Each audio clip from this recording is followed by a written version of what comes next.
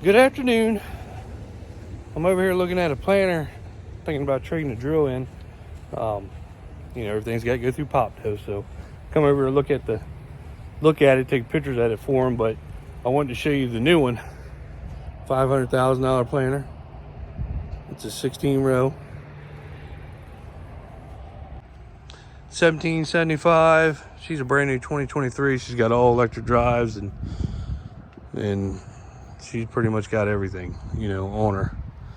And I think they said like 400,000, 450,000, something like that for a 16 row planter. That just blows my mind. And it's basically the same as that one. I think the guy traded that one in on this one. So they got two of them. They had another one identical to this sitting over here, so he might have already picked it up. But he rebuilt her last year. He rebuilt her every year.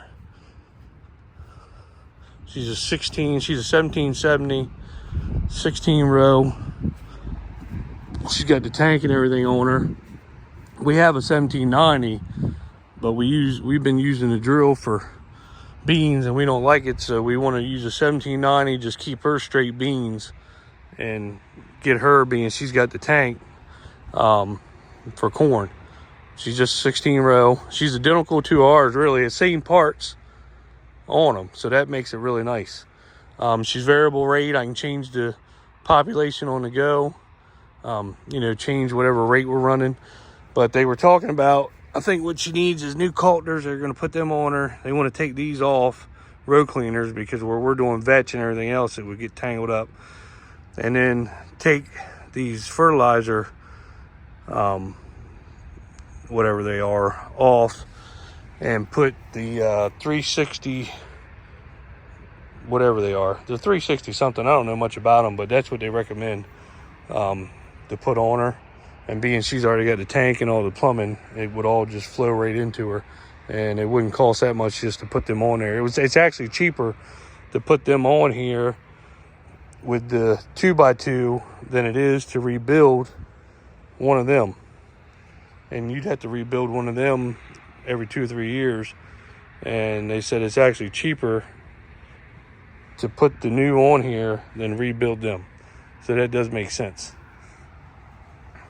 But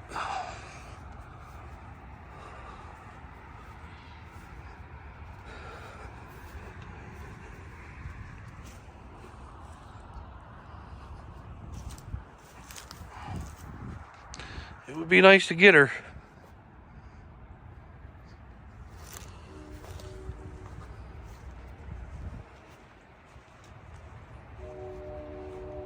That's the main thing right there.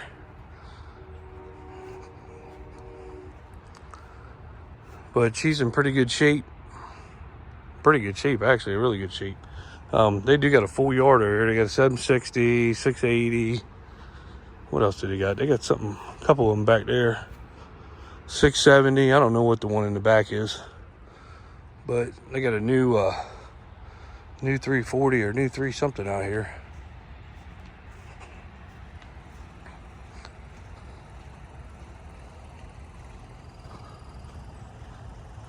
Yeah, 340. Brand new one. That's pretty sweet. That's probably $500,000. Here, let me promote myself while I'm here. Love it. Love it, love it, love it. And they got quite a bit of stuff. 9760 sitting back there.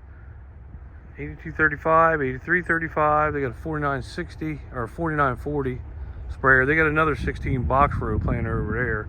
I think it's sold though. But I got quite a bit of stuff sitting on this yard. So, but that's what we're looking at.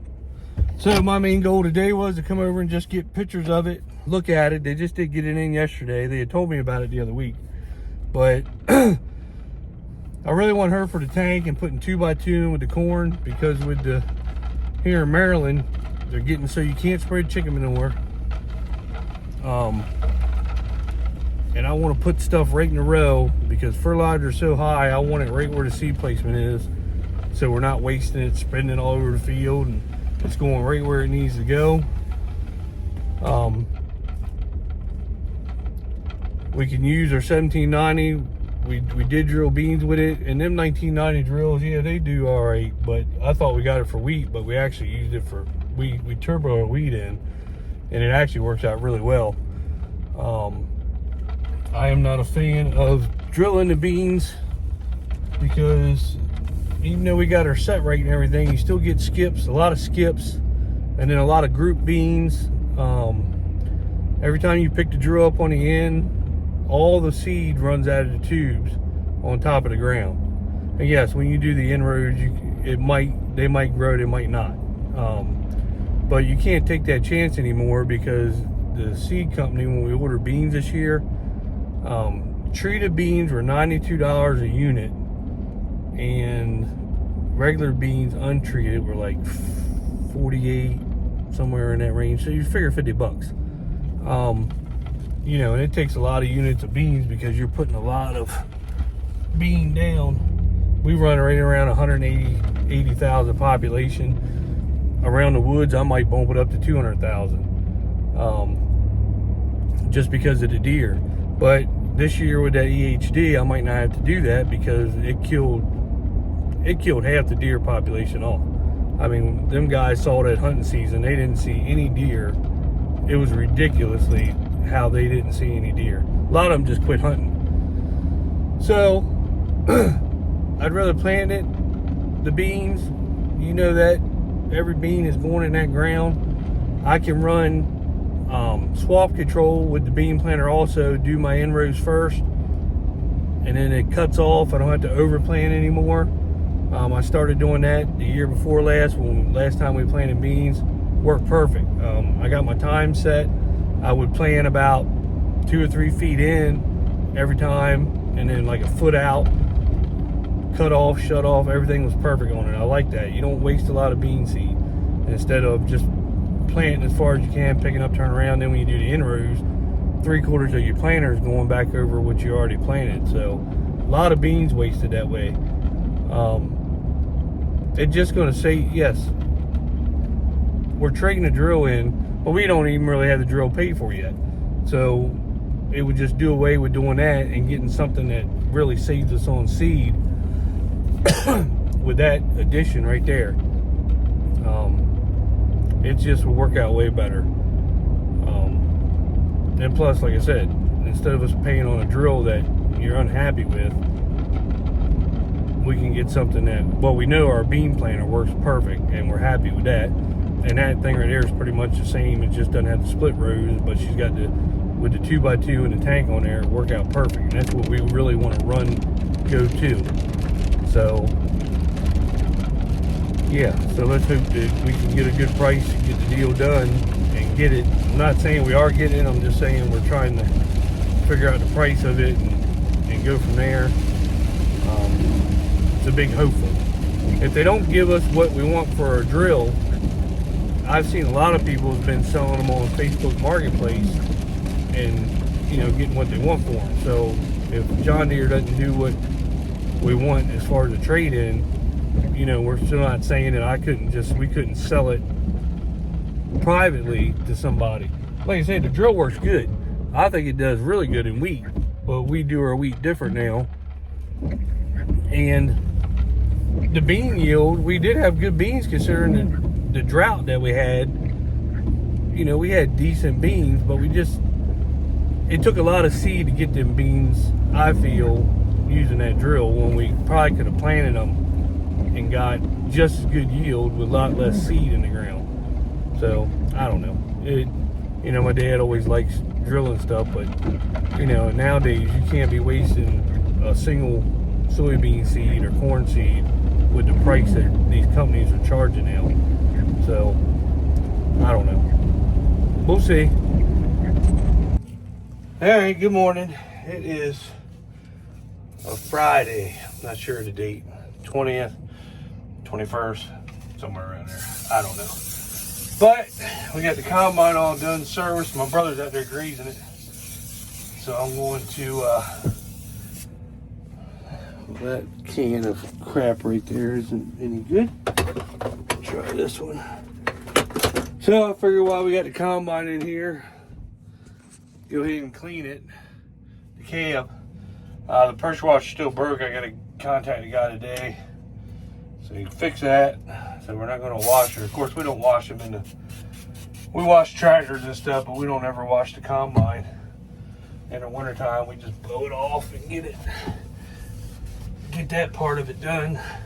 I don't think it hurts anything, but nobody likes to change bearings on a combine, trust me. So we don't fool with it, and we actually haven't had any bearing issues too much with our combines, really ever. You know, you have that one that happens in a blue moon, but we try to keep them greased. You know, she's got some 50 and 100, and I think there's a 400 hour grease fittings on here, but we actually grease them, I'd say every other week when we're harvesting.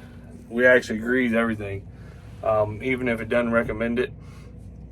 It seems like it helps out. I mean, 400 hours, you grease a fitting one time, a bearing, and then to go 400 hours the whole season for us on the combine. So I can't imagine that. And I know I got some friends that has some case, and a lot of their bearings are 300-400 hours, and they grease them at the beginning of the year, and then midway through the season they start having bearing issues and fires break out. So I'm thinking that it's better to grease them every other week than to let them go 400 hours. I mean, that's a long time. So just getting the cab clean. My brother's greasing her. Then we're going to pull her out. We got to go drop the mower off of the 4440 because he just got done cutting all the ditches yesterday. Got all them done. So we're going to go drop the mower. We got to bring the 4440 in here. We're going to put the dual back on the side of it, and we'll probably call it a day. We'll probably leave her in here because we're going to service it, but we don't have the filters for her, and it's Friday, so nobody really feels like doing much on starting a project on a Friday. So, but not much going on other than that. Just get this thing right here. I still have the oil leak. We think we found the hose, but we're actually going to wait. It only leaks when you're running it in a field, so we're going to wait.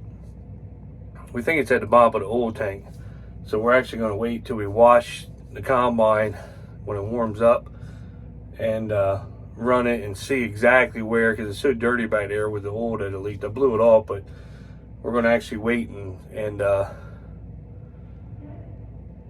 so we know exactly where it's at. I don't want to start undoing all. I mean, there's 50 million hoses back there. I don't want to start undoing hoses thinking it's it and it's not. So we're going to wait till we get it cleaned up, turn it on, everything on, run it for a minute. Somebody back there looking at it to see exactly where it's coming from, because if anybody knows, hoses have gotten ridiculously priced. So we want to make sure we're fixing the right hose. So that's what the plan is today. Just tinkering, I guess. So, all right. See you.